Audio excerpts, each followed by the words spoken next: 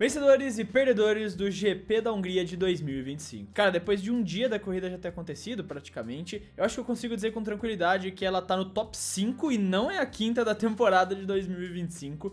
Cara, eu realmente achei a corrida de ontem muito boa. E ela não precisou ter ultrapassagem, não precisou ter grandes disputas na pista, mas você teve muitas coisas acontecendo, uma guerra de estratégia, você teve até o final uma tensão de que algo poderia acontecer com a briga do Piastri e do Norris, você teve todo o rolê que aconteceu na maior parte da corrida, de será que o Norris vai passar, será que o Leclerc vai conseguir se defender na primeira colocação. Eu achei uma boa corrida, eu achei uma ótima corrida que a gente teve no GP da Hungria, especialmente depois do GP da Bélgica que a gente teve, que eu achei bem abaixo da média, mas a Hungria foi sensacional, teve tensão a corrida inteira, teve as histórias que a gente pode contar ao longo dela, tiveram várias histórias rolando ao longo dessa corrida, e exatamente elas que a gente vai pegar aqui para falar dos nossos vencedores e perdedores do GP da Hungria de 2025. Começando, claro, com o nosso vencedor, Lando Norris. Cara, e realmente, se você para isso aqui uns 20 segundos depois da largada da corrida, se você parou de ver essa corrida uns 20, 30 segundos ali depois da largada, uma volta depois da largada,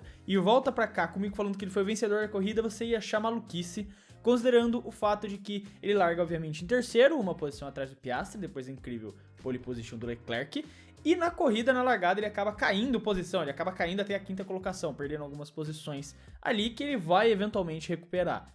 Mas realmente foi uma corrida que parecia um começo desastroso pro Lando. E foi exatamente esse começo desastroso que fez a equipe e ele tomarem essa iniciativa de fazerem uma estratégia de uma parada ao invés de duas, como os líderes fizeram. E eu já vou falar minha opinião em relação aos líderes, eu já deixei um pouco claro no vídeo de reação da corrida ontem, mas eu já falo um pouco melhor depois. Mas por conta dessa largada que acabou prejudicando, dessa largada ruim que ele acaba tendo por diversos motivos, que envolve até mesmo o Oscar Piastri tendo fechado ele acaba ficando pra trás e opta por uma estratégia diferente e até ousada no momento. No começo da corrida, uma estratégia que parecia ser ousada de uma única parada, que depois eventualmente se provou ser a melhor estratégia, mesmo com a pressão que ele sofreu do Piastri no final. E por conta de fazer essa estratégia diferenciada, de reconhecer, entender como estava a situação da corrida, de controlar os pneus para poder segurar, para poder estar bem o suficiente para poder se defender dos ataques do Piastri no final da corrida, o Lando fez uma corrida absurda. Foi uma corrida espetacular do Lando Norris, tem que ser dito isso.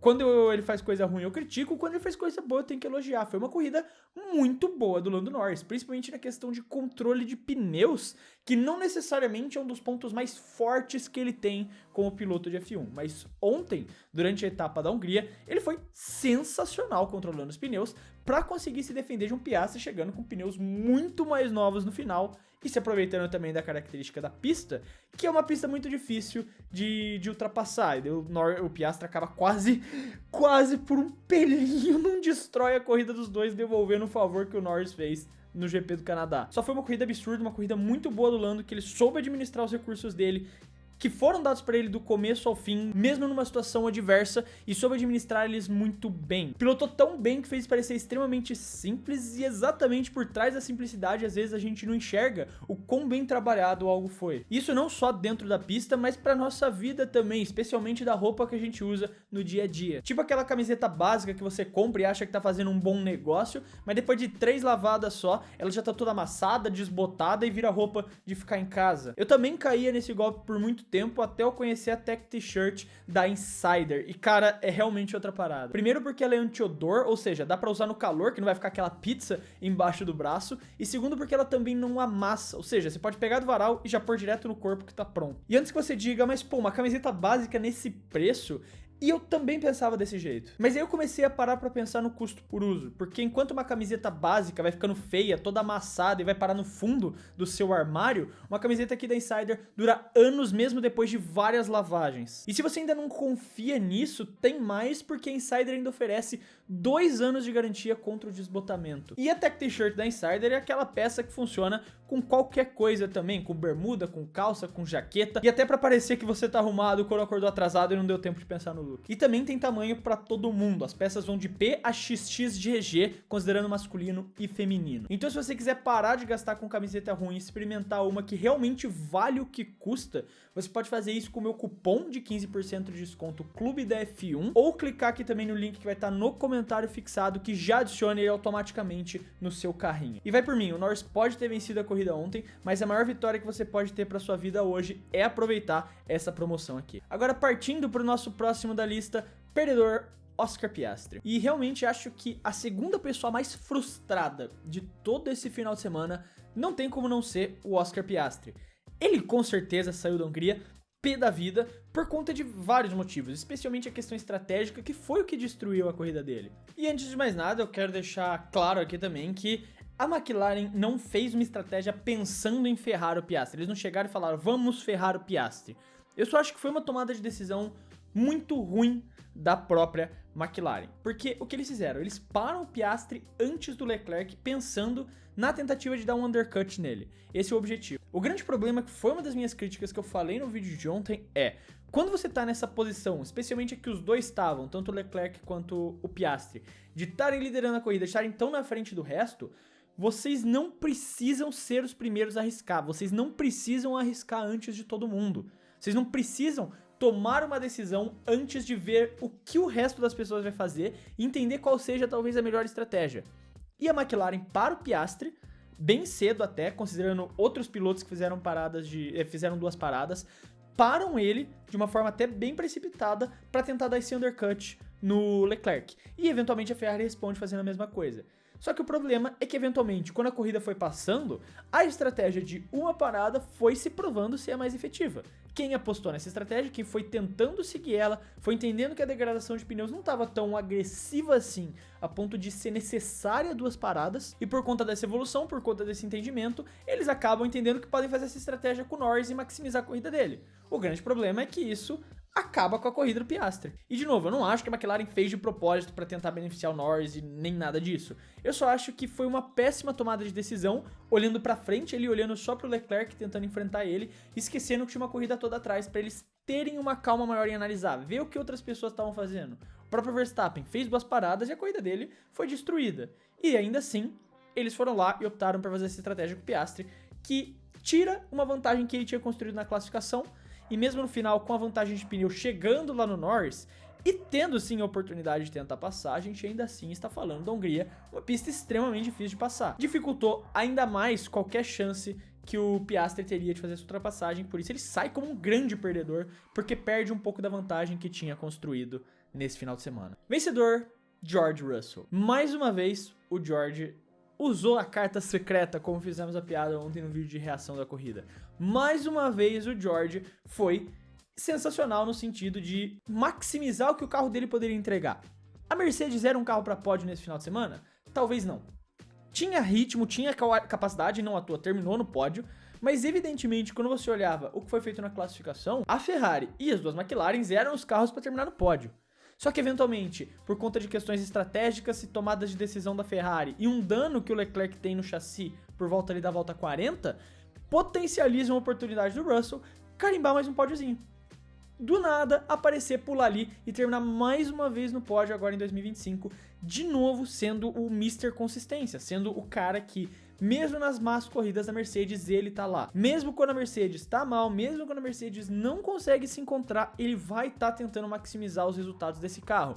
E ontem ontem na Hungria foi mais uma vez isso que o Russell fez. Mais uma vez uma corrida de manual, maximizando o que o carro dele poderia entregar e surgindo a oportunidade de estar no pódio, ele estava lá para beliscar esse pódio e conquistar mais um dele nessa temporada, que ele já tem uma vitória, o que é ainda impressionante. Claro que no Canadá o carro da Mercedes estava muito bom, mas não deixa de ser impressionante considerando a temporada que a Mercedes vem fazendo. Então o Russell estava no lugar certo na hora certa? Sim, ele estava no lugar certo na hora certa para conquistar esse pódio. Mas se você olha para todas as corridas dele, ele sempre parece estar no lugar certo na hora certa todas as vezes. O que para mim significa que é muito mais do que só sorte esses resultados que ele vem tendo. Perdedor, Ferrari, e eu não vou botar só Charles Leclerc, eu vou botar Ferrari como um conjunto nesse bloco de perdedores aqui, por diversos motivos. Primeiro, o mais evidente de todos, o que aconteceu com Charles Leclerc, que foi um absurdo. Eu falei um pouco na parte do Piastri, exatamente a questão de tomarem decisões precipitadas. Mais uma vez a Ferrari toma decisão precipitada. Não só de fazer 2 paradas, que, de novo, não esperaram o que o resto do pelotão ia fazer, sendo que eles tinham essa vantagem, tinham o poder de esperar ver o que os outros carros iam fazer, já que a possibilidade deles tomarem um undercut dos outros carros era extremamente improvável, então eles podiam esperar para ver o que ia acontecer com o resto do pelotão antes de decidir as 2 paradas com o Leclerc e depois, eventualmente, de cair no blefe da McLaren para fazer o Charles parar mais cedo e quando o Piastri parasse ele teria pneus mais novos para poder chegar no Charles eventualmente. Então a Ferrari, estrategicamente com o Leclerc, falhou de todas as formas. Depois tem aquela bíblia que o Leclerc solta no rádio, desabafando ao vivo e pro mundo inteiro ouvir, para cima da Ferrari, falando que tem muitos problemas no carro e no geral dentro da equipe que se eles ouvissem o que o Leclerc tem a falar, melhorariam, que ele sabe como resolver. Se isso é realmente verdade ou não, isso aí não cabe a mim dizer, mas mostra que a situação ali interna, especialmente em resolução de problemas, não tá a melhor coisa do mundo. Isso ficou evidente. Destruíram a corrida do Leclerc, o cara que fez a pole position, e no primeiro stint era claramente o piloto mais rápido na pista, terminou em 4º lugar. Isso é bizarro quando você para pra pensar.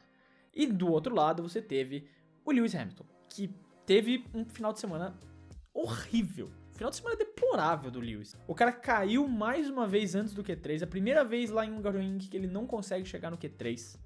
Já começa decepcionante por conta disso.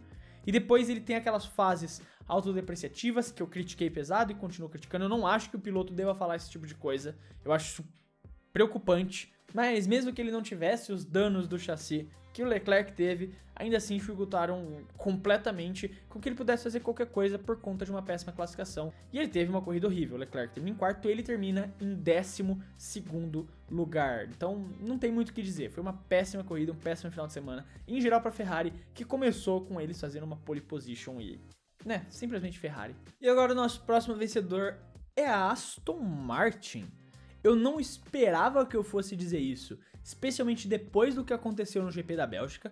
Realmente estou surpreso com esse resultado que a Aston teve pós-GP da Bélgica, de ter dado esse salto tão grande de performance. Provavelmente as características de pista ajudaram muito a questão deles se adaptarem melhor a essa pista, mas especialmente esse vencedor da Aston Martin cai 65%, 70% no colo do Fernando Alonso. Porque o Stroll fez uma boa corrida, mas depois da largada que foi ultrapassado pelo Gabi, ele ficou esquecido ali, o que ainda assim, terminar em 7º lugar, considerando o que foi no GP da Bélgica, é uma grande vitória, foi um bom resultado do Stroll, não tenho o que dizer, mas o Alonso especialmente por terminar em 5º lugar. Que corrida do Fernando Alonso! Ele aproveitou aquele primeiro stint para poder segurar Deus e o mundo, segurou o pelotão inteiro, segurou até a casa da mãe Joana, segurou tudo que ele podia, para depois ele conseguir abrir de todo mundo e ficar correndo sozinho. O Alonso correu a corrida inteira sozinho. Ele não sofria ameaça de trás do Gabriel Bortoleto e não tinha ritmo para pegar os carros da frente, O George Russell a maior parte do tempo na frente dele, depois eventualmente o Leclerc. Cara, o Alonso fez uma corridaça. O Alonso fez uma corridaça de manual, ele fez o que ele precisava fazer, ele entendeu o jogo dele ali e fez o que ele precisava fazer. No final o Gabriel até bota uma pressão no cangote dele, até chega ali um pouco, mas em nenhum momento foi uma ameaça real de ultrapassagem.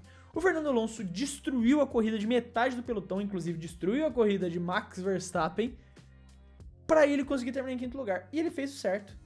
Ele fez o que ele precisava fazer para conseguir esse ótimo resultado, trazer 10 pontinhos para uma Aston Martin que estava precisando pontuar. Para uma Aston Martin que agora sonha de novo em voltar a brigar por posições mais acima contra a própria Sauber, do Gabriel, são adversários diretos ali no Mundial de Construtores, e eventualmente tentar chegar na posição que a Williams está. Então um grande final de semana da Aston Martin, especialmente do Fernando Alonso, que destruiu a corrida de todo mundo para se beneficiar e fez isso muito bem. Perdedor, Red Bull, e não só o Max Verstappen. E eu digo isso porque, cara, o Tsunoda, apesar de você já ter a expectativa de que ele não vai ter um grande final de semana, ainda assim, 17º lugar foi bem mais abaixo do que você esperava, ainda mais quando você olha porque o Verstappen conseguiu também, que foi só um 9º lugar. Eles foram para a estratégia de 2 paradas, com o Verstappen, especialmente, e não se pagou, especialmente porque, como eu falei, o Alonso estava segurando meio mundo de carros e o Verstappen fica preso no trânsito, ele não consegue escalar,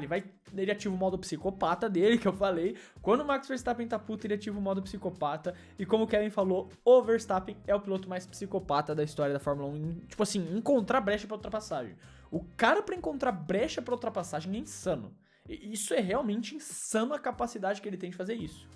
E ele ia passando onde dava. Ele viu uma abertura, ele viu don't go for a gap, ele via a abertura e ele enfiava o carro. É insano a capacidade que o Max tem de encontrar brechas pra fazer ultrapassagem. Na chicane ali, o cara fez umas 3 ultrapassagens na chicane, mais até. Foi realmente absurda a corrida no questão de tentar escalar o pelotão do Max, mas eventualmente ele conseguiu ficar preso ali na nona colocação, não conseguindo passar o Liam Lawson, que a gente vai falar mais tarde aqui no vídeo.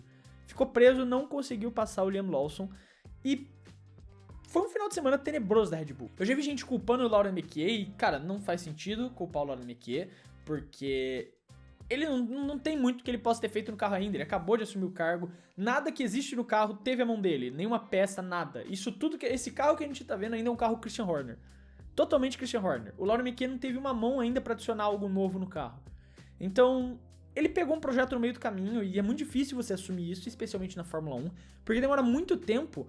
A Fórmula 1, diferente de outros esportes, demora muito tempo pra o que você pensa, a sua filosofia de fato entrar no carro. Claro que questões como estratégia já podem ser afetadas, e foi um erro estratégico da Red Bull fazer as 2 paradas, porque eventualmente a gente vê que uma parada é a melhor, e também porque 2 paradas colocou o Verstappen numa situação que ele teve que escalar o pelotão 2 vezes, e uma hora não deu, uma hora trava ali, você não vai conseguir escalar pra sempre o pelotão 2 vezes. Fazer isso uma vez já é um trabalho difícil pra caramba. Você bota o cara pra fazer 2 vezes é brincadeira. Então a corrida dele foi destruída e a Red Bull sai como uma grande perdedora e cada vez mais longe a expectativa de sonhar por boas posições ali, qualquer coisa que não seja 4º lugar no campeonato de construtores. Agora o nosso próximo vencedor é Liam Lawson. O Lawson terminou essa corrida em 8º lugar, segurando o Verstappen uma boa parte da corrida. Foi uma grande pilotagem do Lawson, que vem ganhando confiança mesmo a cada corrida que passa. Ele vem mostrando, ele vem realmente mostrando aquele Liam Lawson que a gente viu substituir o Ricciardo no ano retrasado, que a gente viu substituir o Ricciardo no ano passado. Esse Liam Lawson, que era aquele cara que a gente via na pista e falava, mano, esse cara é bom, esse cara é decente. E depois da passagem dele pela Red Bull, esse Liam Lawson desapareceu. O cara tinha ido só por água abaixo, estava sendo destruído pelo Hadjar na Racing Bulls, e ele vem ganhando confiança, principalmente desde que as etapas europeias começaram ali, mais por volta de Mônaco, que ele teve uma grande corrida. Ele vem ganhando confiança, ele vem construindo essa confiança e vem cada vez mais tendo bons resultados. A corrida de ontem mesmo terminando em 8º lugar, segurando o Max. Ele foi, querendo ou não, o melhor piloto da Red Bull na pista. Ele foi o Red Bull, o carro da Red Bull mais bem colocado na pista. E é muito louco de pensar isso. Mas foi uma corridaça do Lawson, uma grande apresentação dele, e vem defendendo o nome dele, porque a gente sabe que existe uma guerra entre Hadjar, Tsunoda e Lawson pra ver quem vai sair pra dar lugar pro Lindblad. Se for o Tsunoda, eles vão pegar ou o Hadjar ou o Lawson e subir pro 2º carro da Red Bull, provavelmente o Hadjar, e o Lindblad vai subir pro 2º carro da Racing Bulls. Uma certeza é, o Lindblad vai estar em um desses carros da Racing Bulls no ano que vem. Agora só falta ver quem desses 3 que vai cair fora. Existe essa guerra interna entre os 3 porque um deles vai cair fora para dar lugar pro Lindblad. E o mais provável, pra mim, tava sendo o Lawson. Só que com essas boas performances que ele vem tendo, agora o nome do Tsunoda é que começa a cair no fogo cruzado. Nosso próximo perdedor é a Alpine. Depois do Pierre Gasly ativar o modo Monte Gasly na Bélgica para conseguir terminar em 10º lugar e fazer um pontinho, agora na Hungria eles terminam com os 2 carros em 18º e 19º lugares. Foi uma corridinha esquecível da Alpine. Uma corridinha esquecível. Você nem lembrava que eles estavam na pista, na verdade, né? Você nem lembrava que a Alpine estava na pista. Essa é a verdade. Você nem lembrava que o carro da Alpine estava na pista. Foi uma péssima corrida dos 2 carros da Alpine. O Franco Colapinto até tinha feito uma boa classificação, mas eventualmente estragam a corrida dele, né?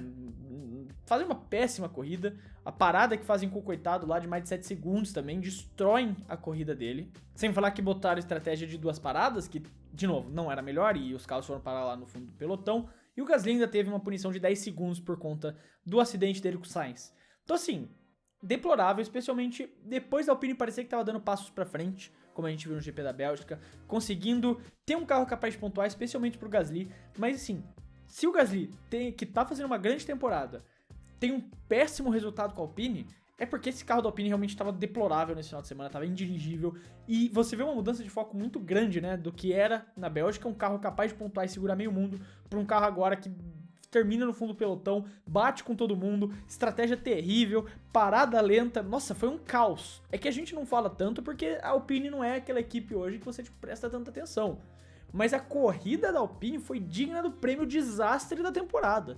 Tipo, não tô brincando, acho que se a gente voltar no passado, no final da temporada e falar qual foi a pior estratégia de uma equipe como conjunto em 2025, Hungria da Alpine tem pelo menos um pódio garantido.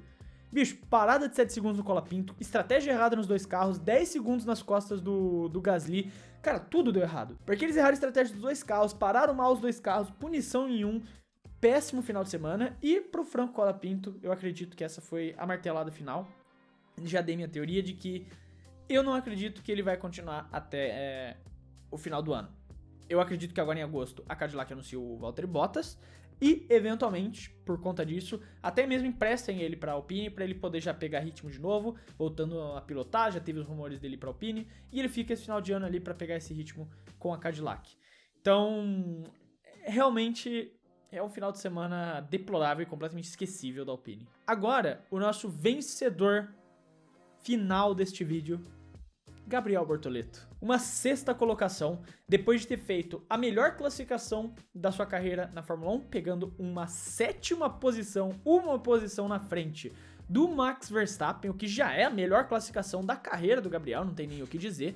Ele vai lá e faz uma corrida sensacional para terminar em 6º lugar. Ele ganha uma posição ali, que é a posição exatamente do Lance Stroll, ganha ela já na largada, e se mantém muito bem na frente dele a corrida inteira. Ele acompanha o Alonso uma boa parte da prova, inclusive se defendendo do Verstappen uma boa parte da prova. O Verstappen, quando estava naquele modo insano dele já, ele já estava no modo insano há um tempo. Desde o começo da corrida, quero dizer, ele já estava no modo insano. E o Bortoleto colado no Alonso com o DRS, o Verstappen já estava tentando enfiar o carro, E o Gabriel se defendeu com maestria até um ponto que o Verstappen não estava tendo ritmo para alcançar os dois. Aí o Alonso consegue disparar e o Bortoleto fica numa corrida isolada. Ele fica tranquilinho na dele. Ele não é rápido o suficiente para chegar no Alonso, mas não tá lento o suficiente para ser ameaçado por Stroll, por Verstappen, que eventualmente são os pilotos que vão ficar atrás dele. Então ele fez uma corrida de manual. Pegou uma Sauber que não estava tão bem, a gente viu com o próprio Nico. Apesar de terem errado a estratégia do Hülkenberg, também ter tido punição em cima do coitado, mas nem assim ele fez uma grande corrida, né? Ele conseguiu ir bem na corrida, considerando todos os desastres nas costas dele, mas o Nico teve dificuldades nessa corrida. Ou seja, o carro da Sauber não estava no seu 100%. E o Nico é um cara que, pelo menos em corrida, mesmo quando ele classifica mal, ele vai muito bem. O cara pegou um pódio de 19º lugar, vamos lembrar disso. E várias corridas, largando do fundo, termina em 5º lugar, termina em 6º lugar, termina na zona de pontuação, sempre fazendo boas provas. Então, foi uma grande corrida do Gabi. O Gabriel conseguiu no braço classificar esse carro no 7º lugar e conseguiu no braço manter esse carro numa grande posição e entregar o melhor resultado até agora dele na Fórmula 1. Inclusive gerando uma onda de comoção internacional do pessoal começando a realmente discutir. Isso porque a Sky Sports, na manhã antes da corrida, e na capa botaram o Berman, obviamente, o Antonelli e o Radiar. E depois desse resultado, o pessoal, não só brasileiro, começando a cobrar. Galera, como assim não tem... Tipo, o que o Berman tá fazendo nessa imagem? Óbvio, porque ele é britânico. Mas o que o Berman tá fazendo nessa imagem e vocês não estão considerando o Gabriel, que tá na disputa de melhor novato da temporada, junto do Radiar pra mim. Os dois melhores novatos da temporada hoje é Bortoleto e Radiar. Eu já tinha falado antes, né, que eu tava considerando o Radiar um passo acima, o Gabriel em segundo aqui, o Kimi um pouco abaixo em terceiro, mas depois das últimas duas corridas, considerando o resultado dos dois, o Gabriel ele sobe um degrau e tá na mesma prateleira ali do Radiar. Inclusive, curiosamente, o campeão e vice-campeão da Fórmula 2 no ano passado estão nesse patamar aí, né? Mas grande corrida, grande performance do Bortoleto. E ele coloca o nome dele em evidência na Fórmula 1. Mas aí tá, os vencedores e perdedores do GP da Hungria de 2025. Eu quero saber a sua opinião, como sempre, se você gostou, não gostou, o que você tem a dizer, não esquece de deixar aí nos comentários. Lembrando que se você quiser garantir também 15% de desconto nas camisetas Tech T-Shirts da Insider, você pode fazer isso clicando no link que vai estar aqui no comentário fixado. Ele vai te levar diretamente pro site da Insider com o meu cupom aplicado, então você já vai ter os 15% garantidos, aí você não precisa ficar lembrando de botar cupom no final. Também quero deixar aquele lembrete, se você gostou do vídeo e quiser ajudar o Clube da F1, você pode fazer isso se inscrevendo no canal, porque ajuda muito a poder continuar produzindo todos esses vídeos aqui pra vocês. Eu quero deixar então um abraço pra você que ficou até aqui e até o próximo vídeo.